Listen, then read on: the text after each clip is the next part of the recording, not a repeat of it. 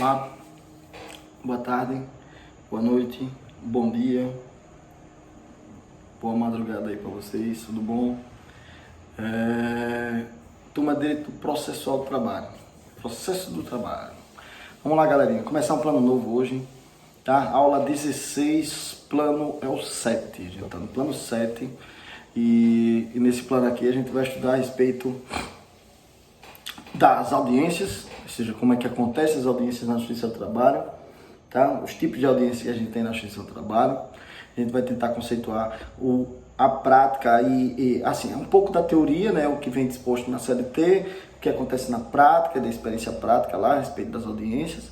A gente vai estudar também nesse plano as provas, ou seja, os meios de prova de que tem as partes para fazer valer suas pretensões aí no âmbito da Justiça do Trabalho. A gente vai estudar também sobre o ônus probatório, né? Um assunto bem interessante, né? Que o pessoal tem uma certa dificuldade em conseguir vislumbrar o que seria o ônus probatório. A gente vai estudar a respeito do ônus probatório e depois a gente vai concluir, né, falando sobre as sentenças, os tipos de sentenças, a forma de elaboração de sentenças, as partes das sentenças na Justiça do Trabalho, quais são os princípios processuais que a gente tem para dirimir aí, né, para classificar as sentenças e tal, para quais são as possíveis causas de nulidade de sentença, hipóteses em que elas podem ser omissas, hipóteses que as sentenças podem ter uma nulidade passiva de correção ou não. Então a gente vai estudar também nesse planozinho 7. Então são três coisas bem, né, importantes, são coisas importantes que dizem respeito ao nosso curso, tá? E para os alunos, esse plano 7 se inicia com a nossa segunda unidade, né? Então o assunto de nossa segunda unidadezinha ele vai aqui a partir desse plano 7. Eu acho que eu já comecei a falar, mas vai passar uma provazinha, né? A avaliação vai ser uma prova e aí vai ter algumas questões e algumas vão ser tiradas desse plano, né? Do assunto visto já no plano 7, no plano 8, no plano 9 e, se possível, 10. Vamos ver até onde a gente chega, tá? Vamos indo que estamos conseguindo fluir dessa forma aqui também. Beleza, gente? Audiência. Então, quais são os tipos de audiência que a gente vai ter na Justiça do Trabalho? Tá? A gente tem alguns tipos de audiência, certo, na Justiça do Trabalho, mas quais são os tipos? Quais vão ser os tipos de audiência que a gente tem na Justiça do Trabalho? Então, gente, na Justiça do Trabalho, a gente tem, né, de início a ideia de que a audiência seja una, né? Tanto no rito sumaríssimo como no rito ordinário, a ideia de que você concentre a maioria dos atos processuais em uma única audiência. Então essa seria, digamos, o ideal. Por quê? Porque se você concentra a maioria dos atos processuais em uma única audiência, o que é que vai ocorrer? Você consegue dar a prestação jurisdicional de forma mais célere. Você consegue dar o julgamento de forma mais séria. Você imagina no rito sumaríssimo, como eu já falei aqui, se a audiência ela tem que ser marcada una e para 15 dias, né? Você imagina que com 15 dias você já sair dali com o seu processo resolvido, pelo menos na fase de conhecimento, né? Você sair dali com uma sentença. Então, por quê? Porque se concentrou a maioria dos atos processuais em um único dia. Então, acho que essa ideia da audiência una, né, de concentrar todos os atos processuais em uma única audiência, é que a gente vai praticar a maior parte desses atos nessa audiência. Tá? A gente vai praticar a maior parte. Então, seria como? O juiz designa a audiência, aí no dia da audiência, a parte apresenta a sua defesa. Ela pode fazer a apresentação da defesa oral, né? Isso a gente já viu, está lá no artigo 840 da CLT. Essa defesa ela pode ser feita de forma oral em 20 minutos. Em 20 minutos ele pode apresentar a defesa ou não. Ou ele pode já juntar essa defesa de forma eletrônica, já juntar o processo eletrônico e a parte nessa audiência inaugural, né? E nessa audiência que vai ser realizada, tida como una, a parte vai se manifestar sobre a defesa. O juiz dá um prazo lá de minutos, de 20 minutos, ela se manifesta sobre os documentos e sobre a defesa. Depois o juiz então vai fazer o saneamento probatório, né? O que é que o juiz vai fazer? O juiz vai estabelecer o que é o ônus de prova de quem vai ter que provar o quê, dependendo da alegação da parte autora, ou seja, dos fatos que constituem o seu direito, e dependendo do tipo de defesa apresentada pela parte reclamada, né? Se for uma defesa direta, o ônus de prova fica com o autor. Se for uma defesa indireta, né? Se trouxe fatos novos e tal, aí o juiz já vai, se olha aqui, né? Se já veio o documento provando e tal, enfim. O juiz vai fazer um ônus probatório, vai ver quais são os fatos controvertidos, né? Vai sanear o ônus de cada uma das partes e vai prosseguir com a instrução processual. Se houver necessidade, depoimento das partes, depoimento das testemunhas, do perito ou não, se tiver. Então, ali naquela mesma audiência, ou seja, depois da instrução processual, ou seja, depois que o juiz ele ouve as partes, testemunhas, acaso estejam ou não, o juiz vai perguntar às partes se tem alguma razão final, ou seja, se ainda querem falar sobre algo do processo, né? Claro, as razões finais, basicamente, as partes fazem o quê? As partes fazem um resumo de tudo que ocorreu, ressaltando alguma nulidade, ou seja, trazendo, né, à tona, à baila, alguma nulidade que ocorreu ali. Então, as partes podem, em razões finais, também, né, ressaltar alguma nulidade, protestar alguma coisa, renovar algum protesto, né, que o juiz impediu ou deixou que a parte não se manifestasse. Então, a parte pode aí, em razões finais, fazer. Depois das razões finais, o juiz vai tentar a segunda proposta de conciliação. Né? Aí ele tenta a segunda proposta de conciliação. Se as partes não quiserem ainda assim, o juiz passa então a proferir a sentença. Então o ideal é que tudo isso ocorresse em um único dia, tá? Porque a parte já chegaria ali preparada, chegava com suas testemunhas, já chegava, e eu já adianto, vão sempre com as testemunhas. Falei na aula passada, falei em aula anterior, vai sempre com a testemunha. Se o rito é sumaríssimo, então nem pense, vá direto preparado para ir até a sentença, se possível for, mas pelo menos para que a instrução processual se dê naquele dia. Então, já vai preparado, tá? Então, tem uma audiência designada no rito sumaríssimo, vá preparado que o juiz pode concentrar todos os atos processuais naquele único dia, e concentrando os atos processuais naquele dia, você também não pode depois reclamar de nada. Não vai poder reclamar de nada aí depois, tá? Então, já vai preparado se for no rito sumaríssimo. Mas e aí, Tiago, como é que fala então sobre espécies ou tipos de audiência? Então, gente, é porque quando não é no rito sumaríssimo, ou às vezes até no rito sumaríssimo, os juízes, eles repartem essa audiência, né? Eles organizam a pauta de sorte que, né, a gente tenha aí audiências mais dinâmicas e dias em que ele só vai fazer instrução processual, tá? Isso vai a critério de cada magistrado, infelizmente, né?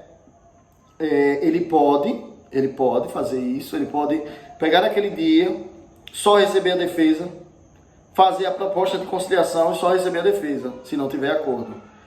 Então ele faz a proposta de conciliação, não tiver acordo, recebe a defesa. Tá? É a chamada audiência inaugural. Tá? Essa daí vai ser chamada audiência inaugural. E aí, se tiver a necessidade de perícia, o processo fica fora de pauta e vai fazer a perícia. Se não tiver necessidade de realização de perícia, né, porque geralmente quando tem pedido de insalubridade e periculosidade, a própria CLT diz que o juiz é obrigado a fazer, tá? Só salvo impossibilidade física ou do estabelecimento que esteja fechado, mas se tiver pedido, ele é obrigado. Então, havendo a necessidade de fazer perícia, o processo fica fora de pauta, então há uma suspensão do processo, ele vai ficar fora de pauta e o perito vai aí fazer a perícia, fazer visita e tal, por aí vai. Se não tiver necessidade de fazer a perícia, o juiz vai dar um prazo para a parte reclamante se manifestar fora dali daquela audiência. Ele vai suspender, aí ele vai dar um prazo para a parte autora se manifestar sobre os documentos, né, que foram apresentados com a contestação, e remarcar aquela audiência, ou seja, adia aquela audiência para uma próxima vez, né, para um próximo dia, e nesse dia essa audiência já vai ser chamada de audiência de instrução. Tá? Aí nesse dia essa audiência já vai ser chamada de instrução. Porque nesse meio tempo em que o autor vai se manifestar sobre as provas, né, que ele vai, sobre os documentos juntados da contestação e tal, nesse meio tempo, o magistrado vai fazendo saneamento probatório. Né? Ele vai pegando os fatos controvertidos e tal, não sei o quê, e aí ele faz o saneamento probatório e já designa a audiência de instrução, deixando claro para as partes quais são os pontos controvertidos e que elas podem produzir, né, ainda algum tipo de prova lá na audiência de instrução. Tá? A audiência de instrução, essa, né, vai ser redesignada, tem como finalidade a colheita de prova oral, principalmente. Tem como finalidade a colheita de prova oral, principalmente. Por quê, Tiago? Porque a juntada de documentos, ela já teve a sua oportunidade, a sua razão de ser. Que foi o quê? Foi com a inicial, ou com a contestação, salvo impossibilidade de juntar documento ou documento novo, que aí a parte pode juntar a posteriori. Mas a juntada de documento é ou com a inicial ou com a contestação. Então, ultrapassou, não estava nenhum desses dois prazos, não foi nenhuma dessas duas oportunidades, a parte não vai poder juntar mais. Tá? Então, a finalidade dessa audiência de instrução é justamente essa, né? De acordo com o princípio da oralidade, que é a ser a colheita da prova oral. E que colheita é essa, Tiago? Bom, é a colheita da prova oral através do depoimento das partes ou através da inquirição das testemunhas, né? A oitiva das testemunhas também ocorre nessa audiência de instrução e do perito. Porque pode ser que as partes queiram, né, ouvir o perito, tal, fazer perguntas, o juiz pode convocar até o perito do juízo para ir para essa audiência de instrução. Então é isso que ocorre na audiência de instrução, tá? Então, houve a colheita da prova oral, o saneamento dos dados ainda na audiência de instrução, o que é que o juiz faz? Ele vai, nessa audiência, ele vai dar prazo para as partes apresentarem razões finais. Geralmente ele pode dar dentro da própria audiência, 15 minutos, 10 minutos aí para as partes apresentarem razões finais, né? Que seriam razões finais de forma oral. Ele poderia também fazer isso. Algumas partes já dizem que elas são reiterativas. O que é que significa dizer quando elas dizem, não, razões finais reiterativas? O juiz até pergunta já dizendo a resposta. Significa dizer razões finais reiterativas quando você estiver aí no meio da audiência, você não se perder. Razões finais reiterativas é que ele só praticamente reforça tudo que ele já disse e que não tem nada a acrescentar de novo, tá? Reforça tudo que já aconteceu ali na audiência. Então, para adiantar, ele já reforça tudo aquilo ali e não tem nada a acrescentar de novo. O juiz pode também dar um prazo para as partes, né? Um prazo de 5 dias. Ele pode dar para as partes apresentar essas razões finais de forma escrita, no caso eletrônica, né? Juntada no processo, e aí elas seriam apresentadas, essas razões finais, de forma em memoriais. Tá? Em memoriais de razões finais, as partes podem apresentar, o juiz dá um prazo e elas apresentam. Geralmente o magistrado faz isso quando ele marca uma outra audiência. Tá? Então ele faz para ganhar tempo e marca uma outra audiência, né? Ganhar tempo, não entendi. Ele marca uma outra audiência que seria chamada audiência de julgamento. Seria chamada audiência de julgamento, tá? De julgamento ou de leitura de sentença.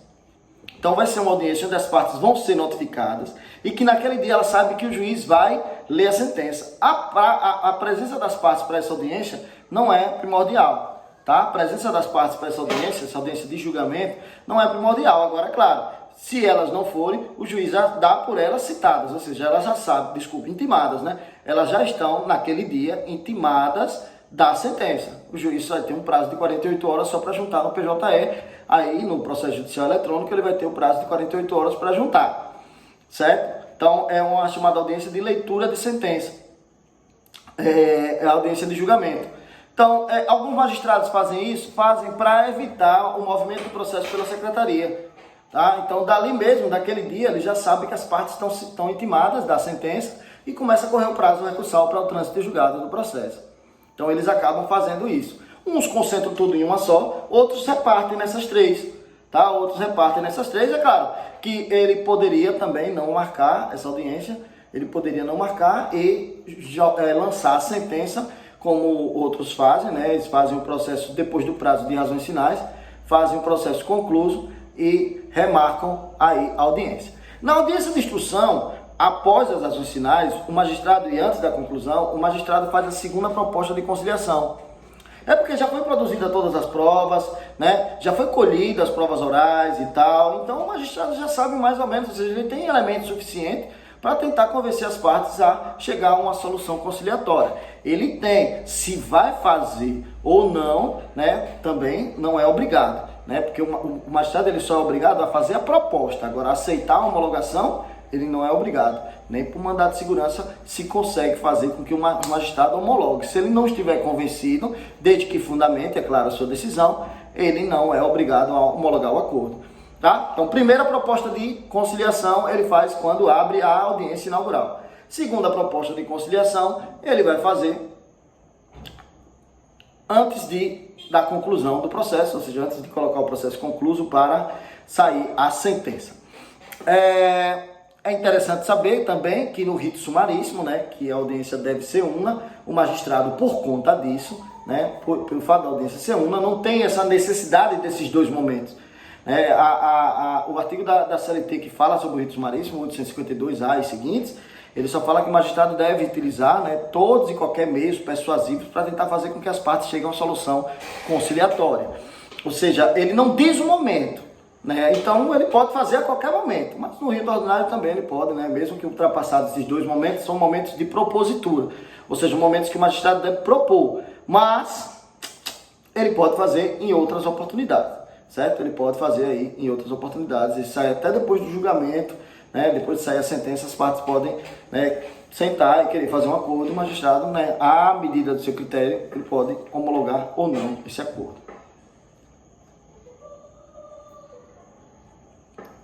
Comparecimento das partes e dos juízes à audiência. Comparecimento das partes e dos juízes à audiência. Você pode estar se perguntando, Tiago, e se o magistrado, naquele prazo lá de leitura de sentença, não juntar a sentença em 48 horas? Bom, gente, se passar desse prazo de 48 horas e ele não juntar a sentença, aí ele tem que notificar as partes. Tá? Ele vai ter que intimar as partes para ter ciência da sentença. Então ele tem 48 horas para juntar. Não juntou, aí ele vai ter que intimar as partes, né, para ter ciência da sentença. Comparecimento das partes e dos juízes à audiência. O que é que vai ocorrer? O que é que vai ocorrer se as partes e os juízes não comparecerem à audiência? A gente vai ter aí algumas consequências, certo, gente? A gente vai ter aí algumas consequências e vai depender, tá, do tipo de audiência, do tipo de parte e tal. E aí a gente vai, né, ter essas consequências para esse comparecimento das partes daí da audiência. Primeiro lugar, o juiz. O artigo 815, o parágrafo único, ele diz o seguinte, que o magistrado, artigo 815, parágrafo único, ele diz que o magistrado, ele possui uma tolerância de 15 minutos para chegar no fórum para a realização da primeira audiência. O magistrado tem 15 minutos de tolerância para chegar no fórum para a realização da primeira audiência. O que é que significa isso? Significa o seguinte, gente, que se da hora da primeira audiência já decorreu mais de 15 minutos e o magistrado não está no recinto, ou seja, ele não se encontra no fórum, as partes podem ir até a secretaria, solicitar uma certidão e exigir a remarcação da audiência. Então, vamos supor que amanhã, né, esteja um dia normal, vai ter audiência marcada para as 8 da manhã, lá na Vara do Trabalho à Distância. Então, lá na Vara do Trabalho à Distância, a primeira audiência está marcada para as 8 da manhã. Da 8h30, o magistrado não chegou ainda. As partes podem vir até a secretaria, diz, Tiago, 8h30, a audiência estava marcada para 8. A juíza já chegou? Disse, não chegou ainda. Então me dê uma certidão aí e peça para adiar essa audiência minha. Tá no direito dela. Tá no direito dela, a gente pode aí fornecer a certidão. Agora, esse direito vai até qual? Só até a primeira audiência.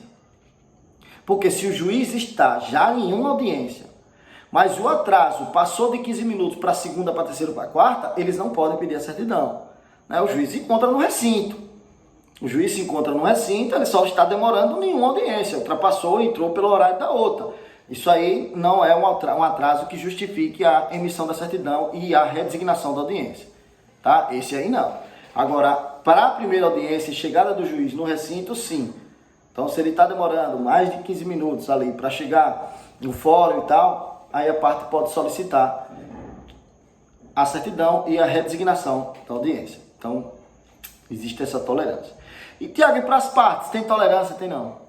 Claro que o juiz vai ter que utilizar-se do bom senso, e às vezes o advogado pode chegar, dizer que aconteceu alguma coisa, a parte está chegando, está vindo aí e tal, e pedir até que o juiz chame outra audiência no lugar daquela, enfim, pode existir essa combinação, mas o juiz não é obrigado, não existe nenhuma determinação legal de que as partes podem atrasar. Pode ser utilizado o bom senso, e se a outra parte concordar, o juiz não tem problema de inverter a ordem aí da pauta de audiência.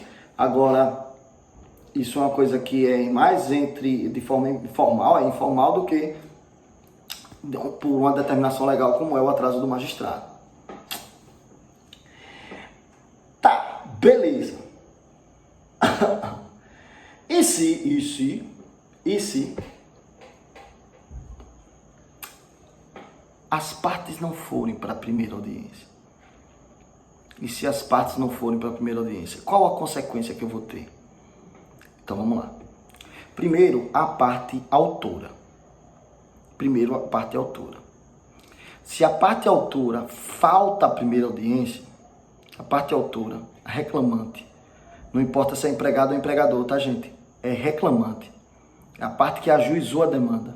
Se a parte que ajuizou a demanda, ela falta a primeira audiência, ou seja, a parte que ajuizou a demanda e faltou a primeira audiência, o que é que vai acontecer com o processo? Vai ser arquivado. Tá? O processo dela vai ser arquivado. Leia-se, ele vai ser extinto sem resolução do mérito. O processo dela vai ser arquivado, leia-se, extinto sem resolução do mérito. Por quê, Tiago? Por ausência de interesse. Por ausência de interesse, a gente vai entender o quê? Peraí, ele que entrou com a ação e no dia da audiência não veio, não tem interesse. Então o processo automaticamente, artigo 844, parágrafo 1º da CLT, o processo automaticamente vai ser arquivado. Leia-se, extinto sem resolução do mérito. E mais, depois da reforma trabalhista, o autor ele vai ser condenado nas custas processuais, mesmo beneficiário da justiça gratuita. Mesmo que ele seja beneficiário da justiça gratuita, ele vai ser condenado a pagar as custas, salvo se ele comprovar no prazo de 15 dias, né, a sua ausência, ou seja, se ele justificar ou trazer motivos que convençam o magistrado de que aquela ausência, né, não se deu por vontade ou porque não quis ou porque não tinha interesse. Aconteceu alguma coisa. Então, se ele trouxer, então ele vai ser notificado para no prazo de 15 dias justificar. Se ele não justificar, além do processo ser arquivado, ele vai pagar as custas. Ele vai ser condenado em custas. E aí, gente, ele vai ser condenado em custas, certo? Ele vai ser condenado em custas. E se ele não pagar as custas, ele vai ter o prazo de 15 dias para justificar. Se não justificar, passou o prazo de 15 dias, ele vai pagar as custas. E se ele não pagar as custas, ele não pode entrar com outra demanda. Se é certo ou não é o que está dizendo a CLT hoje, depois da reforma. Tá? É o que está dizendo a CLT hoje, depois da reforma. Se vai impedir o acesso à justiça ou se não vai, está se discutindo isso no Supremo. Mas, por hora, ele vai ter que pagar as custas processuais caso ele dê causa ao arquivamento e não justifique no prazo de 15 dias. Se ele não justificar no prazo de 15 dias por que deu causa àquele arquivamento, o processo dele vai ser extinto sem resolução e ele vai ser condenado a pagar as custas. Certo? Se não pagar, ele não pode entrar com outra demanda até que pague as custas processuais. Beleza? Então, 15 dias, aí ele vai ter para justificar o seu arquivamento, trazer motivos que convençam o magistrado de que o arquivamento não se deu por falta de interesse na demanda. Para frente. Tá, Tiago, e se o reclamado faltar a primeira audiência? Se o reclamado faltar a primeira audiência, no caso o réu, o reclamado, ou seja, contra quem se está acionando na Justiça do Trabalho, faltar a primeira audiência, o que é que vai acontecer? Bom, se o reclamado falta a primeira audiência, vai acontecer o seguinte. A primeira audiência para o reclamado, ela é o quê? A primeira audiência, ela é aquela audiência onde ele apresenta a defesa. Se ele não foi de forma injustificada, ou seja, se ele de forma injustificada faltou aquela primeira audiência, a gente vai ter a presença da chamada revelia, tá? Que é a ausência de apresentação de defesa. Revelia é isso, viu? Revelia é a ausência de apresentação de defesa. Tá, mas e o que é isso? Quer dizer o seguinte, gente, se ele não se defendeu, não há controvérsia sobre os fatos alegados na petição inicial. E se não há controvérsia sobre os fatos alegados na petição inicial, todos os fatos que foram alegados na petição inicial vão ser considerados como verdadeiros. Tá? Então, os fatos alegados na petição inicial, eles vão ser considerados verdadeiros. Se não houve controvérsia, não tem defesa. Não tem defesa, não houve controvérsia, então os fatos alegados na inicial vão ser tidos como verdadeiros. Certo? Claro que a gente tem exceções e tal, sobre isso, aproveitamento ou não. Então, primeira audiência tem consequências. Se for o reclamante, arquivamento. Se for o réu, revelia. Tá? Se for o reclamado, revelia, ou seja, a ausência de apresentação de defesa. Ok? Após a reforma trabalhista, o artigo 844 da CLT ganhou o parágrafo 5º. Tá? Após a reforma, o artigo 844 da CLT ganhou o parágrafo 5º. E nesse parágrafo 5º, ele diz o seguinte, que o reclamado, ainda que ausente, mas presente o seu advogado na audiência com procuração, ele vai ter, o juiz vai aceitar, tá? Então, mesmo que o reclamado esteja ausente, mas se o seu advogado estiver presente com procuração e tudo, o juiz aceitará a contestação e os documentos eventualmente apresentados. Ele vai aceitar a contestação e os documentos eventualmente apresentados. O que quer dizer isso, Tiago? Acabou a revelia? Foi? Não, é o seguinte. Veja, o que o reclamado precisar comprovar de prova documental e ele impugnar pela sentença, atraindo o ônus ou não, o juiz vai aceitar. Mas a colheita da prova oral, se ela for naquele mesmo dia, ou seja, se tiver ser realizada a prova oral naquele dia, aí, né, não tem como o magistrado aceitar, a gente vai ter a confissão da parte reclamada, que não está lá, né, para a colheita da prova oral. Então, o seu advogado não pode tomar o seu lugar. Né? O seu advogado vai ter aceito, o juiz vai aceitar a contestação, a documentação. Então, aquilo que ele precisar provar como prova documental, o juiz vai aceitar. Aquela tese que ele trouxer de defesa direta ou indireta, prejudicial ou não, o juiz vai observar. Agora, o que ele precisar de colheita de prova oral, pelo fato dele não estar lá, o juiz não aceita. Né? Então, aí ele vai ser confesso naqueles pedidos aí com relação à prova oral. Por exemplo, o reclamante está alegando que fazia uma jornada de trabalho, certo? E prova por prova testemunhal. O reclamado poderia ter a oportunidade de trazer uma prova testemunhal, mas não trouxe.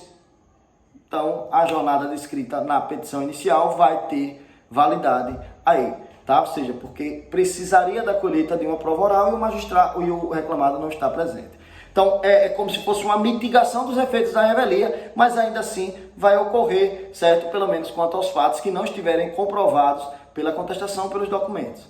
Então, o advogado, ele pode inibir, mas não totalmente ela.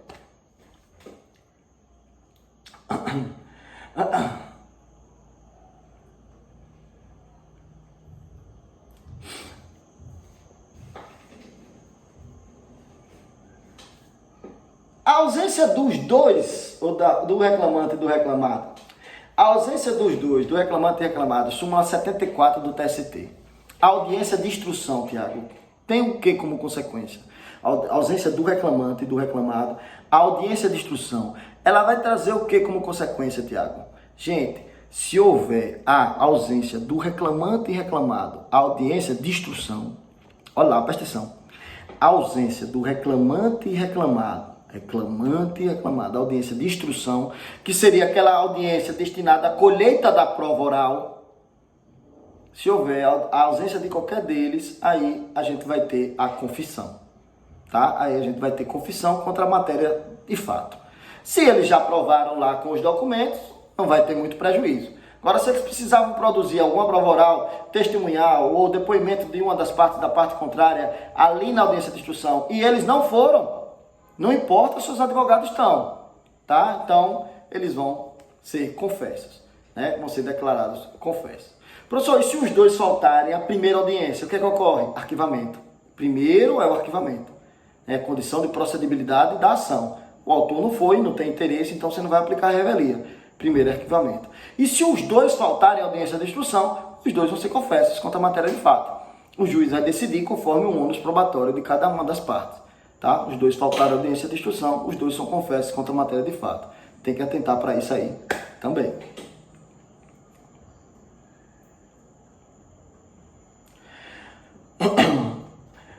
O artigo 844, ele diz que a revelia, ela não vai ser aplicada, 844, parágrafo 4º, também reformado agora, né, depois da reforma trabalhista, ele traz exceção, uma exceção à revelia, a aplicação da revelia. Ele diz que não vai ser aplicada a revelia quando a gente tiver uma pluralidade de reclamados, ou seja, a gente tiver mais de um reclamado e qualquer deles contestar a ação, ou seja, se um deles contestar a ação por todo, aí, salvo se ele quiser contestar a ação para sua exclusão, ou seja, ele não quer ser responsável patrimonial. Aí a gente não tem como, né? Mas se ele contestar a ação, ou seja, impugnar os pontos da petição inicial, o juiz não vai aí reconhecer a revelia. Quando o litígio também vai estar com direitos indisponíveis, ou seja, quando a gente tiver aí um litígio que traga discussão sobre direitos indisponíveis, eu também não vou ter a possibilidade de aplicação da revelia, tá? Então, versou o litígio sobre direitos indisponíveis, não tem como aplicar a revelia. Presta atenção nisso também, tá? Então, Tiago, mas os direitos indisponíveis, direitos que as partes não podem dispor, de ordem pública, né? Então, também quando a petição inicial ela não vier acompanhada da procuração, né, ou do instrumento que a lei considera indispensável à prova do ato. E a petição inicial já teria esse defeito, o juiz não tem como aplicar a revelia nesse caso. E o inciso 4, quando as alegações de fatos formuladas pelos reclamantes forem inverossímeis e estiverem em contradição com a prova constante dos autos. Ou seja, ele mesmo está alegando e a prova produzida por ele ou a prova juntada no processo é contrário àquilo que ele está alegando, né? Alega que fazia sobrejornada junto ao cartão de ponto, que não prova isso. Alega que não recebia adicional noturno, mas junto ao contra-cheque tem ali o pagamento do adicional noturno. Ou seja, há uma incompatibilidade entre a prova resultante nos autos e a alegação inverossímil do autor na petição inicial. O juiz não tem como aplicar a revelia nesse sentido, certo? Em suma, né, foi um aproveitamento, né? O juiz observe e não aplique imediatamente a revelia pelo fato tão somente da ausência do réu. O juiz observe o processo, faça um saneamento do processo, faça um julgamento do processo, para a gente evitar essas condenações absurdas que vinham tendo aí tão somente pela questão da revelia, né? Às vezes até uma aventura, uma tentativa de conseguir uma revelia. O que mais?